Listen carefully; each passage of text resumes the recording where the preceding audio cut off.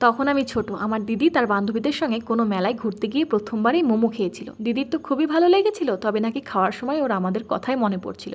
আর দিদির সব টাকা খরচাও হয়ে গেছিল, আনতেও পারিনি। তাই দিদি পরের দিন বিকেলবেলাতেই বাড়িতে মোমো বানানো শুরু করে দিয়েছিল। আর হেল্পার ছিলাম আমি। তবে সব কিছু জোগাড় করতে পারলেও স্টিমারটা কিছুতেই ম্যানেজ হচ্ছিল না। কড়াইটা ছোট হয়ে গেলে ফুটো থালাটা বড় হচ্ছিল, আর থালাটা বড় হলে কড়াইটা ছোট পড়ে যাচ্ছিল। সব কিছু রেডি করার পর স্টিমারের জন্য মোমোটা বানানো হবে না, এই কথা ভেবে দিদি কিন্তু খুব মন খারাপ করছিল। যখন আমাদের দ্বারা মোমো বানানোটা সম্পূর্ণ হলো না, তখন রান্নাঘরে ফার্স্ট টাইমের জন্য পা রাখলো আমার বাবা। যেহেতু আমাদের সবার মন খারাপ হয়ে গেছিলো, তাই বাবা এসে সবটা শুনে কী করেছিল জানো? ভাতের হাঁড়িতে গরম জল করে সেই ফুটন্ত জলের মধ্যে মোমোগুলো ছেড়ে দিয়েছিল।